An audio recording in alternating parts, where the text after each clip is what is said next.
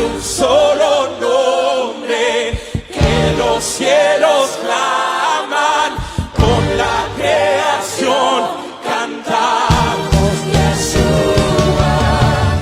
Hermanos, bienvenidos a este estudio de Shavuot, Pentecostés. Vamos a descubrir el significado profético de esta festividad, la conexión de esta festividad de Pentecostés que vemos en Hechos capítulo 2 y sus raíces y sus orígenes judíos dentro de la Tanaj, la Biblia hebrea, lo que se conoce como el Viejo Testamento. Vamos a comenzar ese estudio en Mateo 26. En Mateo 26, el Mesías está celebrando Pesaj, la Pascua judía. Como hemos visto en otros estudios a profundidad, el Mesías está celebrando una fiesta ordenada por Hashem, por el Dios de Abraham, Isaac y Jacob, al pueblo de Israel. La lista de todas estas fiestas bíblicas las encontramos en Levíticos 23. Entonces, el decir que Yeshua está celebrando la cena del Señor, o la oblea, o lo que se conoce en el catolicismo como la comunión, en realidad no tiene nada que ver con eso. En realidad es una festividad judía en la cual se comían unos panes ácimos, unos panes sin levadura, y se toman 4 copas de vinos. Los invito a celebrar Pesaj el próximo año con nosotros. Mateo 26, 26 al 28. Mientras comían, Yeshua tomó pan, y habiéndolo bendecido, ¿y cómo lo bendijo? Baruch atah Adonai Eloheinu melech haolam, hamotzi lechem min haaretz. Amén. Así se bendice el pan. Lo partió y dándoselo a los discípulos, dijo: tomen, coman, este es mi cuerpo. Y tomando una copa, la tercera copa de vino de las 4 de Pesaj, dijo: tomen una copa, y habiendo dado gracias, Baruch atah Adonai Eloheinu melech haolam, bore peri hagafen, es la bendición del vino. Se las dio diciendo: beban todos de ella, porque esta es mi sangre del nuevo pacto, que por muchos es derramada para remisión de los pecados.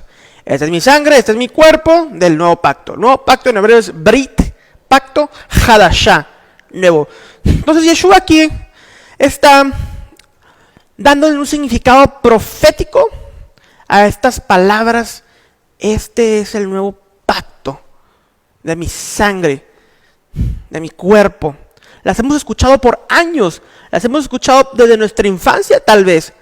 Pero, ¿cuál es el nuevo pacto? ¿Cuál es este nuevo pacto? Sabemos que el nuevo pacto es por medio de la sangre y el cuerpo, por medio de su muerte y sacrificio en la cruz. Pero ¿cuál es el nuevo pacto? He escuchado por ahí que el nuevo pacto es el pacto de la gracia. ¿Dónde está esto en el Nuevo Testamento? ¿Dónde está esto en el Viejo Testamento? ¿Dónde dice que el nuevo pacto es el pacto de la gracia? Sí, tenemos gracia que nos da el eterno, así como se la dio a Noé, que Noé halló gracia, gen en hebreo, ante los ojos de Dios. Pero en ninguna parte de la Biblia de Génesis Apocalipsis dice que el nuevo pacto es de la gracia. Para encontrar la respuesta a esta pregunta, a este enigma, tenemos que regresar a las raíces judías de nuestra fe.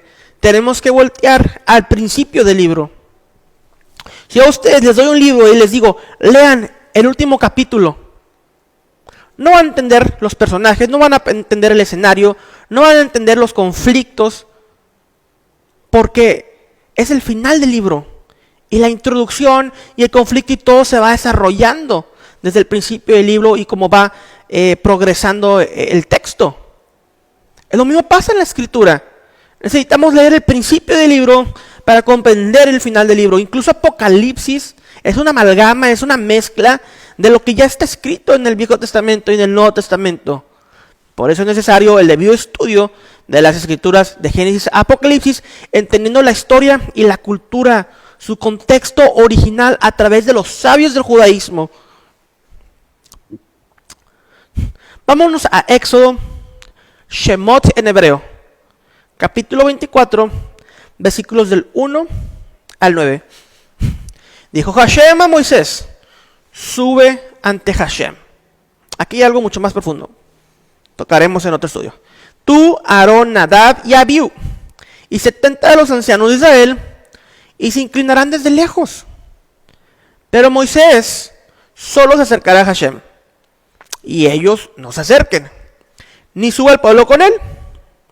Y Moisés vino y contó al pueblo todas las palabras que Hashem dijo y todas las leyes. Le dijo lo que Hashem le dijo y les expuso la Torah, las leyes.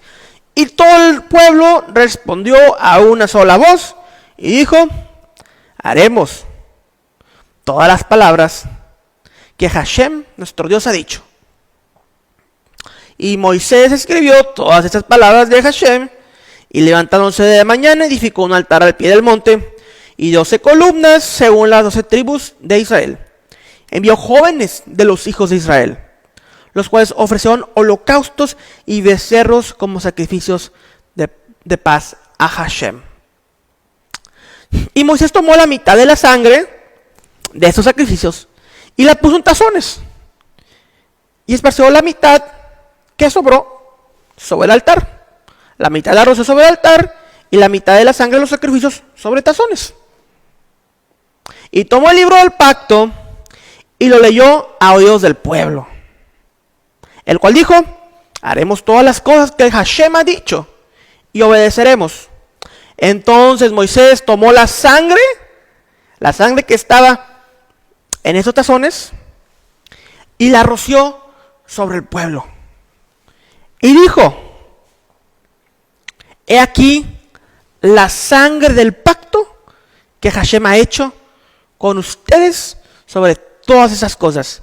Y subieron Moisés, Aarón, Nadab y Abiú, y 70 de los ancianos de Israel. Entonces, vemos aquí las mismas palabras que Yeshua dijo en su última pesaje, en su última Pascua judía, lo que se mal llama la cena del Señor, la última cena, que esto es un invento cristiano. En realidad estaba celebrando la Pascua judío, y eso es lo que dicen los evangelios. Escuchamos y leemos las mismas palabras. Esta es la sangre del pacto, dijo Moisés. Esta es la sangre del nuevo pacto, dijo Yeshua, Jesucristo. Entonces vemos que en el monte Sinaí tuvo que haber sangre, tuvo que haber un sacrificio, y esa sangre derramada sobre el pueblo para inaugurar el pacto de la ley de Dios con el pueblo de Israel.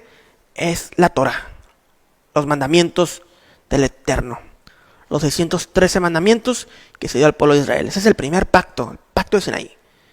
Y el pacto nuevo es por medio de la sangre de Yeshua, que también es inaugurado. Es el nuevo pacto, pero vamos a ver, ¿cuál es el nuevo pacto? Aún no sabemos cuál es este nuevo pacto. Sabemos que se inauguró con la sangre de Yeshua, pero ¿cuál es? Ahora vamos a ir a Mateo 27, 15, 26. Ahora bien, en el día de la fiesta acostumbrada, el gobernador soltaba al pueblo un preso, el que el pueblo quisiese.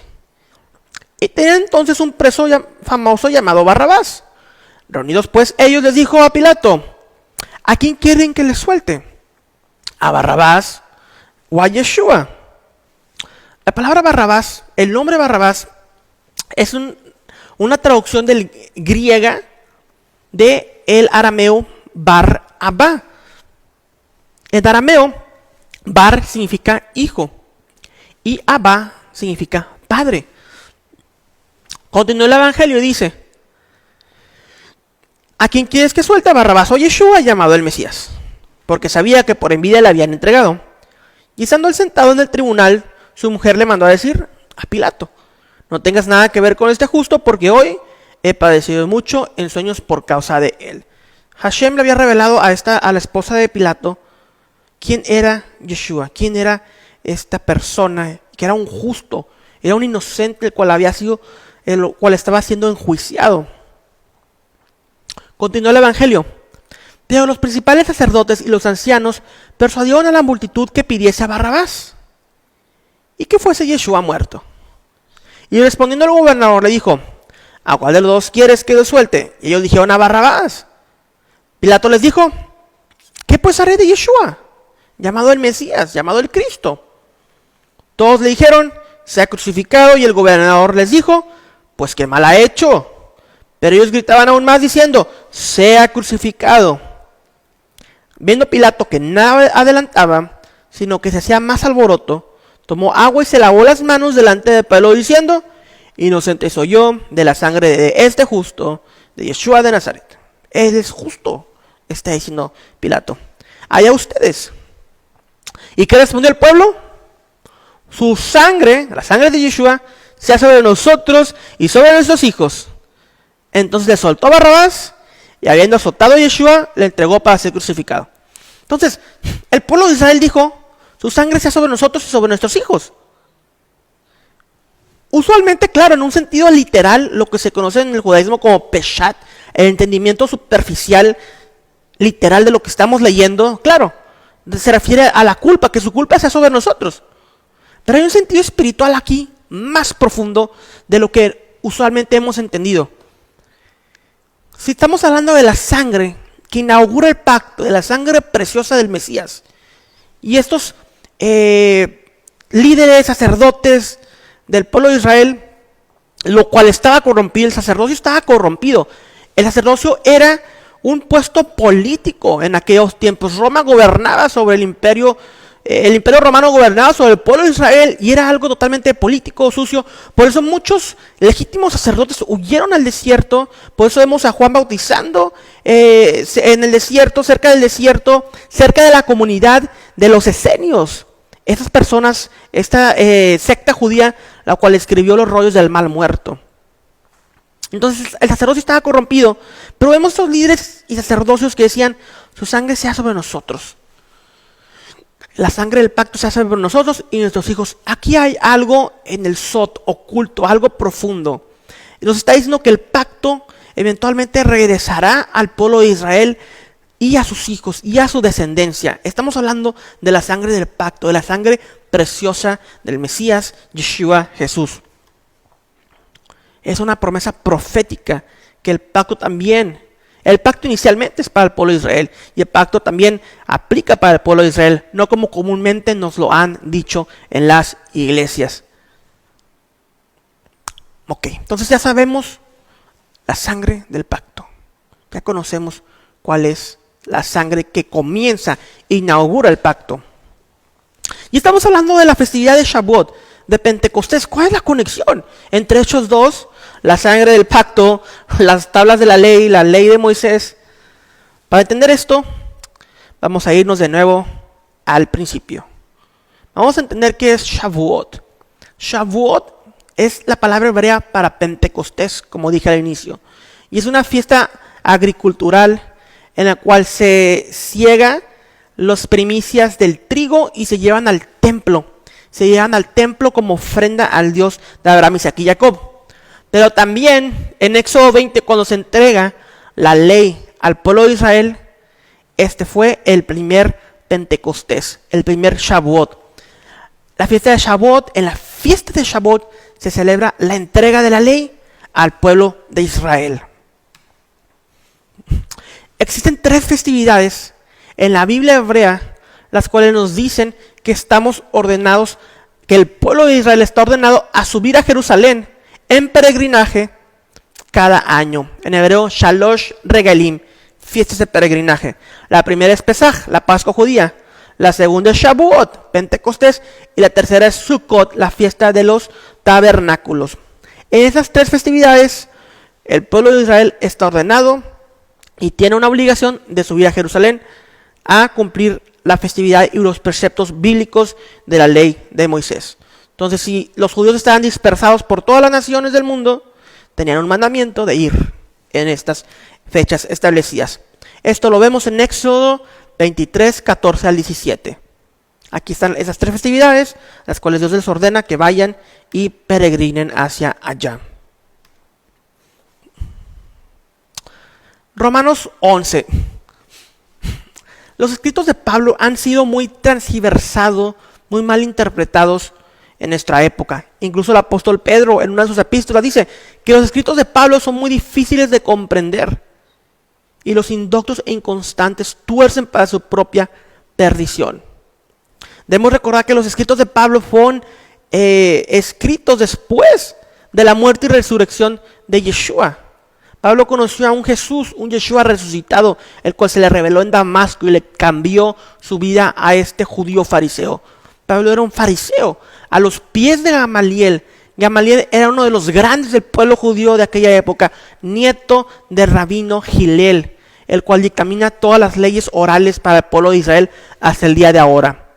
Pablo era un erudito entre eruditos, una persona que tuviera ahorita 20 doctorados, el más sabio conocedor de las leyes de la Biblia. Por eso, cuando Pablo comienza a hablar y escribir en Romanos, Gálatas, Corintios, las personas que no entienden el judaísmo, no entienden el trasfondo histórico-cultural de la tradición oral, de la ley y las costumbres, transgiversan por completo estas cartas, las cuales han sido mutiladas y mal interpretadas por los años.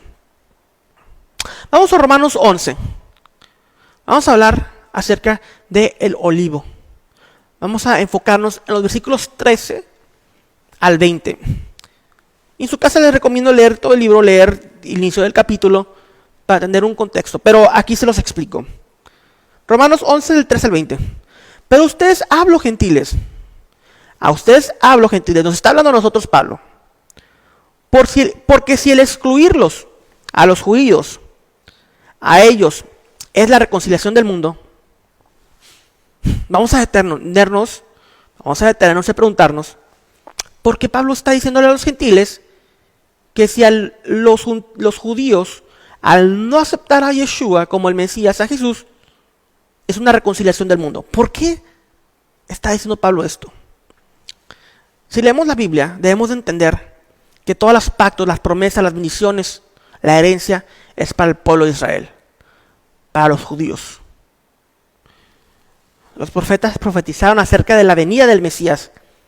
Si hace 2000 años, cuando Jesús, Yeshua, vino, todo el pueblo de Israel hubiera aceptado a Jesús, se cierran las profecías, se cumple lo dicho por los profetas y se cierra la salvación para nosotros. Es gracias a que Dios endureció los corazones del pueblo de Israel que se abrieron las puertas de gracia y salvación para que los gentiles entraran al pueblo. Vamos a ver qué continúa diciendo Pablo. Romanos 11, continúa del 13 al 20. ¿Qué será su admisión? ¿Qué será cuando los judíos acepten a Yeshua? Cuando entren al Mesías. Sino vida entre los muertos. Existe un versículo en Mateo que dice: no me verán hasta que digan Baruch haba b'shem Adonai, bendito que viene en el nombre del Señor. Y lo hemos escuchado por años. ¿De qué habla esto? ¿A quién está diciendo Jesús esto? Jesús le está diciendo esto a los judíos. Hasta que los judíos clamen su regreso y digan Baruch haba b'shem Adonai, bendito que viene en el nombre del Señor, regresará. No me verán hasta que digan esto.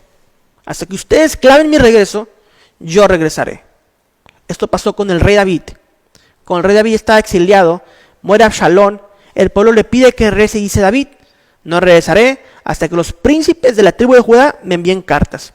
Hasta que ustedes, la tribu de Judá, hasta que ustedes los judíos clamen por mi regreso, dice el rey David, yo regresaré. Y el hijo de David dice lo mismo: hasta que ustedes clamen por mi regreso, yo regresaré.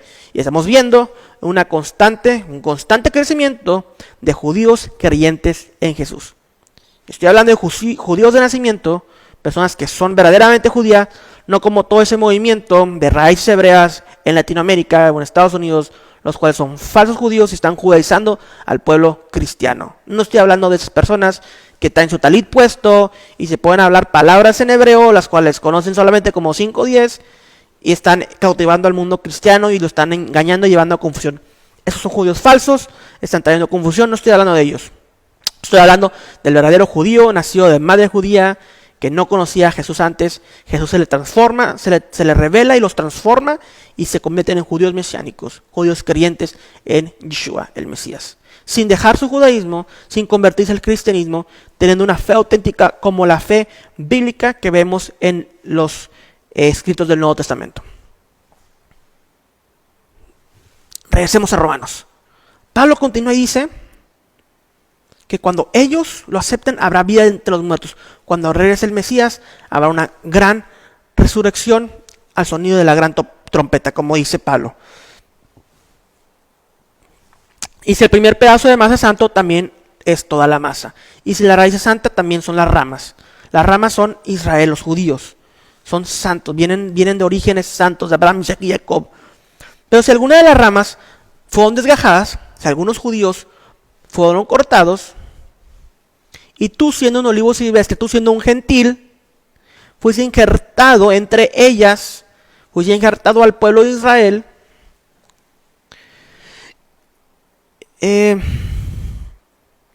y fuiste hecho partícipe con ellas de la rica savia de la raíz del olivo. Las promesas ahora también son para ti, todas las bendiciones del reino de Dios también son para ti. No seas arrogante con las ramas. Y vemos esto, y lo hemos visto durante 2000 años, toda la persecución del cristianismo al pueblo judío, la iglesia católica con la Inquisición, el pueblo cristiano por medio de Martín Lutero, Hitler, y por medio de los escritos de Martín Lutero fue impulsado a hacer muchas de las atrocidades que hizo en contra de los judíos. Entonces vemos una arrogancia, vemos una gran arrogancia, tristemente por medio de los gentiles hacia el pueblo de Israel. Nuestras sangres, y me incluyo porque soy gentil, porque soy de las naciones, nuestras sangres están manchadas de sangre por años y años de persecución al pueblo de Israel.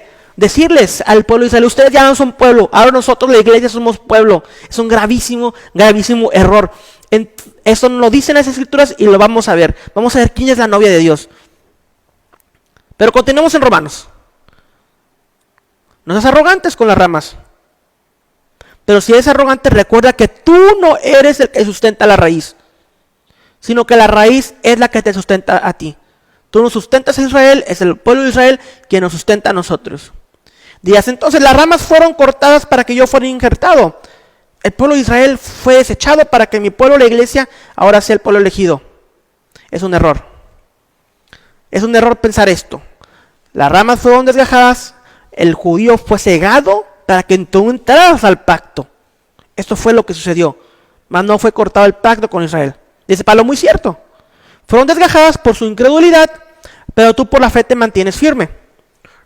No seas altanero, sino teme. Teme, porque Dios puede volverlos a injertar. Y está volviendo a suceder. Estamos hablando de una unificación, hermanos. Quitemos nuestra arrogancia y aceptemos que tal vez no tengamos todas las razones. Que tal vez lo que nos han dicho por miles de años, lo que hemos heredado, las tradiciones y la interpretación bíblica, tal vez no es la correcta.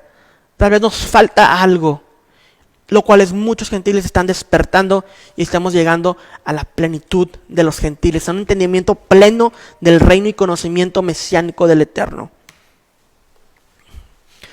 Entonces ya entendimos todas estas cosas. Entendimos que la sangre del Mesías, así como la sangre de los sacrificios en el libro de Éxodo, inaugura el pacto. En el Éxodo, Moisés inauguró el primer pacto con la sangre de animales. En el nuevo pacto, la sangre de Yeshua inaugura el nuevo pacto. Entendemos que Israel es el pueblo de Dios. Entendemos que somos injertados al pueblo de Dios, nosotros los gentiles. No nos hace judíos, nos hace miembros y coherederos del pueblo de Dios. Ahora vamos a ver cuál es el nuevo pacto. En el Nuevo Testamento, Pablo nos dice cuál es el nuevo pacto. Hebreos 8:10, Pablo explica cuál es el nuevo pacto, pero en Hebreos 8:10 Pablo está citando al profeta Jeremías. Vamos a ver qué es lo que dice el profeta Jeremías. Jeremías 31, 34. He aquí vienen días, dice el Señor, en los cuales haré un nuevo pacto con la casa de Israel y con la casa de Judá. ¿Cuál es el nuevo pacto que dice Pablo y que dice Jeremías? Con la casa de Israel y con la casa de Judá. Una de las tradiciones del día de Shavuot, Pentecostés, es leer Megilat Ruth, el libro de Ruth. Aquí escuchamos unas palabras muy conocidas. Cuando Ruth le dice a su suegra Noemí, tu pueblo será mi pueblo y tu Dios mi Dios. Ruth, una moabita, una mujer gentil, le está diciendo a una mujer judía, tu pueblo será mi pueblo y tu Dios mi Dios. Y Dios nos contesta en Jeremías 31 en el nuevo pacto, yo seré ellos por Dios y ellos me serán por pueblo. Vemos un mensaje de amor en el cual nosotros los gentiles clamamos y le decimos, queremos pertenecer a Israel, y Dios nos acepta. Yo seré ustedes, pueblo gentil, por Dios, y ustedes me serán por pueblo. Vemos una restauración de Dios hacia nosotros, lo que antes estábamos lejos, y fuimos llamados por medio de la sangre del Mesías, Yeshua. Cuando Moisés recibió la ley y Dios se la entregó a todo el pueblo de Israel, estamos viendo un contrato matrimonial, lo que se conoce en el judaísmo como una ketubá, un contrato entre la esposa y el esposo. Cuando se consuma el matrimonio, ese contrato matrimonial es lo que se conoce como la ley de Moisés. Ese es el contrato matrimonial entre Dios y su pueblo. Y una y otra vez Dios en el Viejo Testamento, en la Biblia hebrea, le dice a Israel que su novia, su esposa, su esposada. Lo vemos en el libro de Cantares, en Isaías, lo vemos a través de toda esa escritura. Juan le llama a Yeshua el esposo, el novio, en Marcos 2, del 18 al 20. Israel es la novia de Dios y nosotros somos injertados y somos coherederos de todas las bendiciones para poder pertenecer a este pueblo, a este cuerpo del Mesías. Y se consuman las bodas de Apocalipsis 19, 7 al 9, porque han llegado las bodas del Cordero y su esposa se ha preparado, la esposa Israel, y nosotros los que somos injertados al pueblo de Dios. En el día de Pentecostés vemos a todos los judíos celebrando la festividad de Shalosh Regalim, que tenían que hacer peregrinaje, subiendo a Jerusalén para llevar las primicias del trigo como mandamiento de Dios, como obligación judío.